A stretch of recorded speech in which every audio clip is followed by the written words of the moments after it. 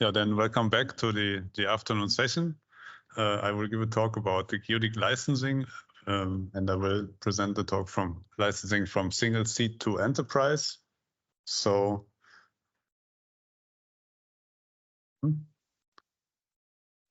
so typically in the beginning in a company, there's just one person that uses Geodict.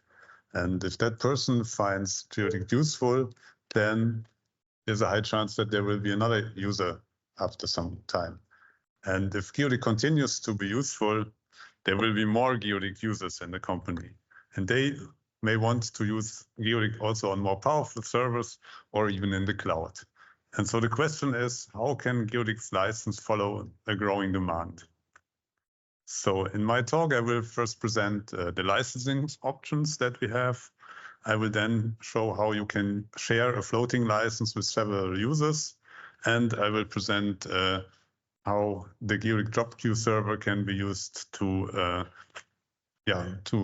share a resource and a license for compute jobs. So what type of license do we have? So first of all, the license that you get is based on your affiliation and usage. So we have academic licenses, we have non-profit organization licenses and commercial licenses. Academic licenses is for universities only, and you may only do academic research. The non-profit organization license is for research institutes or universities, and you can also do consulting work with that license. And a commercial license you need, if you're a company that wants to use the license for commercial applications. So a license can be node-locked or floating. Node-locked means it's on a single computer. It's bound to that computer, and there's one user at a time that can use this. Floating means the license is not bound to a certain computer. It can float in your network. You can use it on any computer, but it's just one user at a time. So a node-locked license is always just for a single site, and it's always for to be used on premises, not a license for the cloud. For floating license, there are several options. So you can buy a floating license for just a single site, or share a floating license for multiple sites of your company. And you can have the license just for on-premises usage, or you can have a floating license also for usage in the cloud. What's always included in the license is that you can have remote access from your mobile office or from at home. You can do that on a node-locked computer or with a floating license. That's always included. So then it depends. The license determines what parts of Geodict you get. So you always need a base license if you want to open Geodict and use it. But then there's a number of modules that you can separately license, and you have the modules, and to each module there's always licenses for the processes that determine how many parallel jobs of this module you can do at the same time. Besides this base license and the modules, we have also a viewer license that is just used to visualize structures and results. So you can only do the post-processing and look at your results. You don't need the base license if you just want to do that. And there's this server license that's new in this version that you need to run the job queue server. So how do you use a floating license? So a floating license is always a shared license. So you have a license server that manages the license somewhere, and then you have this license can be used by a single user.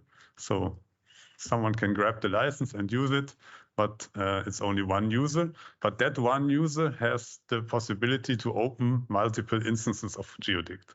So on your screen or in your session, you can open multiple Geodicts and look at multiple structures at the same time. And if your hardware permits, you can even run a floating simulation on one of these instances and another simulation on another one. So, but as soon as you want to have two users that use Geodict at the same time, you need the second floating license, and then you can have two users using Geodict. And the license server, they counts how many licenses are currently used, how many modules are currently used, and how many processes are currently used. So the floating license server, typically in a company, all the floating licenses are put into a single license pool. That's most practical. You have a base license there on the top line, and then below you have license for the module and the processes of each module. So modules can also have different quantities. So you can have 2 FiberGeo licenses, but just 1 Porodict license here in this example, meaning that just 1 user can use Porodict at the same time, but 2 users at the same time could use FiberGeo. And for each module, the processes are limited. So here, for example, Flowdict, there's 8 processes that you have. So what happens when you start Geodict? So typically, first you take a base license always, and then you take a license by default of every module, and that's available, and then you can do and work with all of these modules. So now if you start the computation, for example, Flowdict, and you run it on 8 parallel processes, it also takes this 8 Flowdict processes. So nobody else can run another Flowdict simulation at that time if you have used all the processes.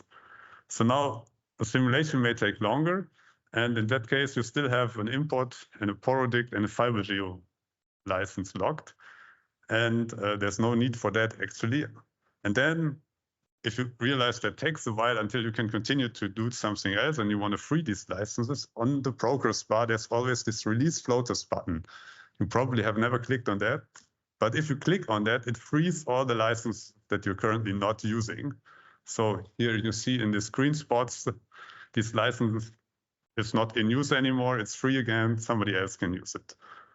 So it's always good to click on that, but yeah, as life goes, you have good intentions, but you tend to forget to click on it. That's not a problem. You can set a default time for the release so that Geodict automatically clicks on that button for you after, say, an hour or so.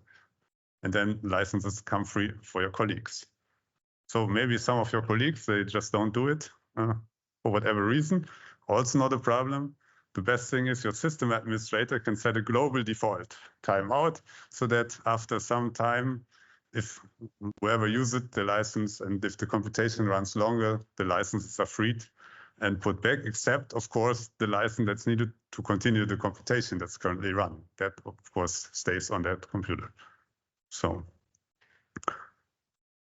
if you work together with a limited number of licenses, which, of course, is always the case, make sure to set a default value for this floater release timeout so that you're not locking licenses for no use.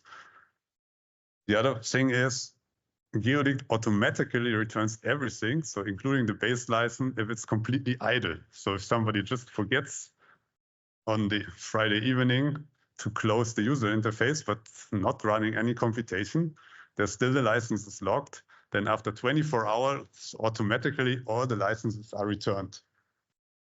And if you come back in Monday morning, there's just a pop-up window that says, do you want to continue? Then it has to refetch the licenses again, and you can continue to work, but otherwise the licenses are just returned.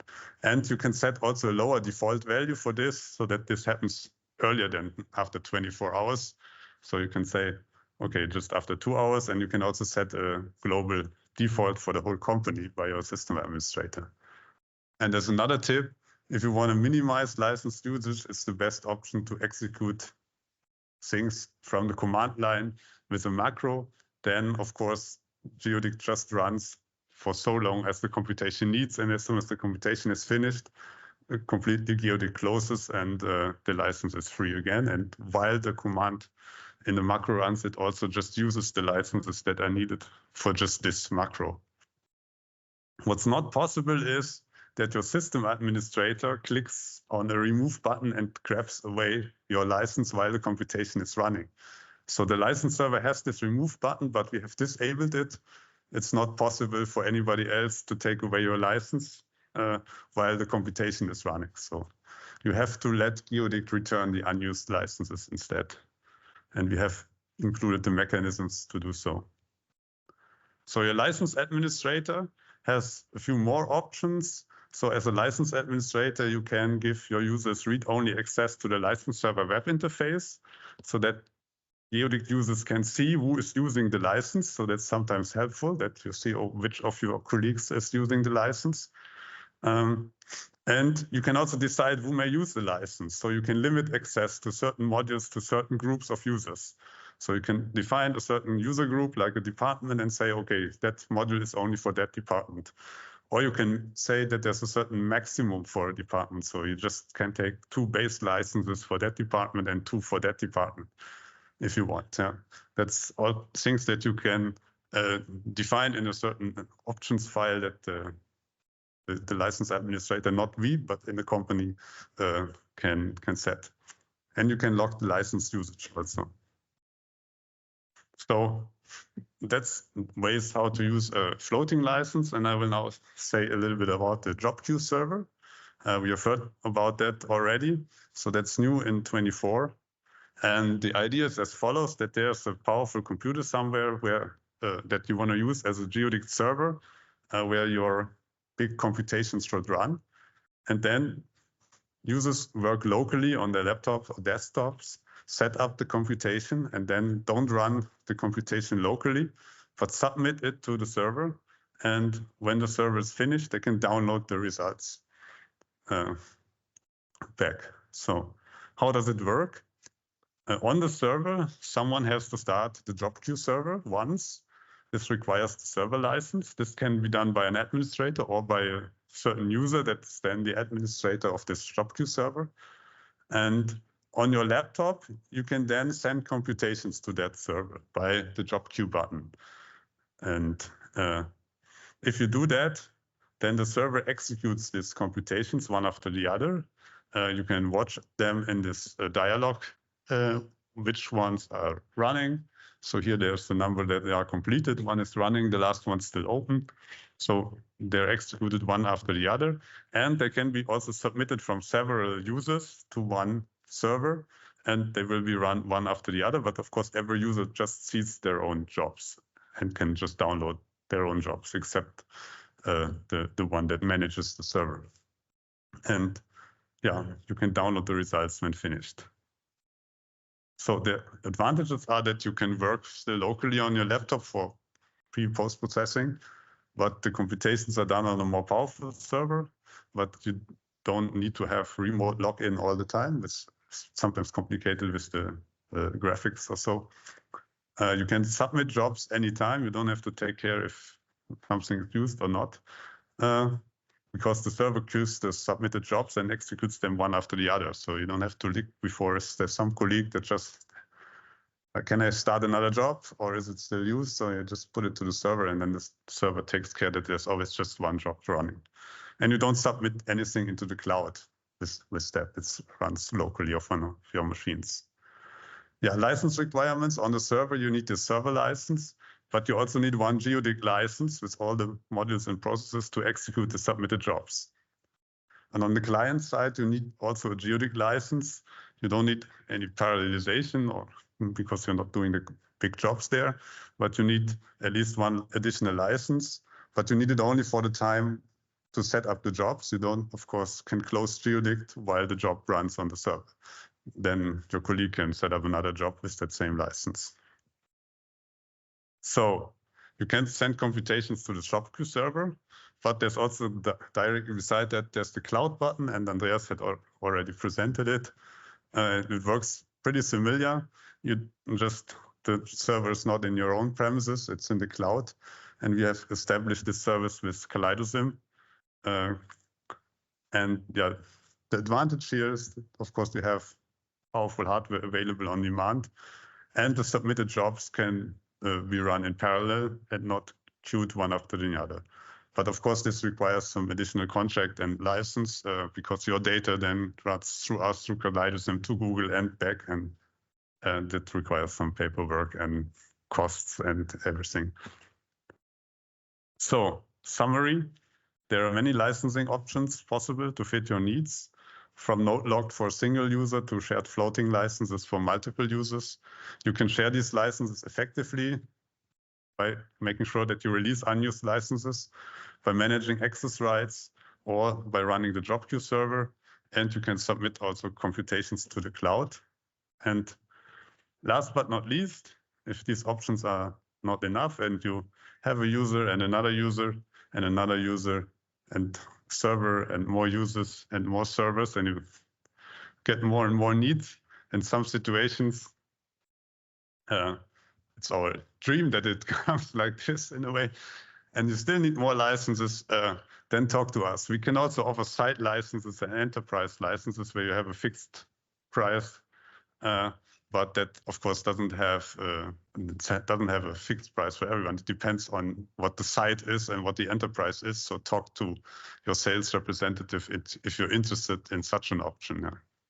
Of course, it's a very different pricing for a university department or for an international multi-site company.